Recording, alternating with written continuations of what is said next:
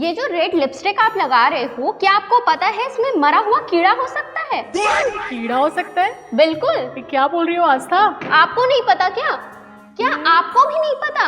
अगर आप red lipstick लगाते हैं तो आपके लिए ये जानना बहुत जरूरी है। कोचिनियल नामक एक कीड़ा होता है जो रेड कलर का दिखता है और कैक्टस के पौधे में पाया जाता है।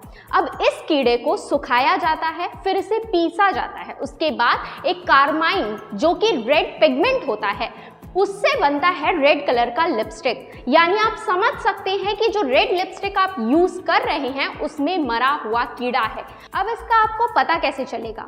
अगर इंग्रेडिएंट्स में कोचिनियल एक्सट्रैक्ट, कार्बनिक एसिड और नेचुरल रेड 4 लिखा होगा, इसका मतलब आप समझ सकते हैं कि उसमें मरा हुआ कीड़ा शामिल है। इसलिए वीगन या ऑर्गेनिक प्रोडक्ट्स का ही यूज करें और अपने लिप्स को सेफ रखें।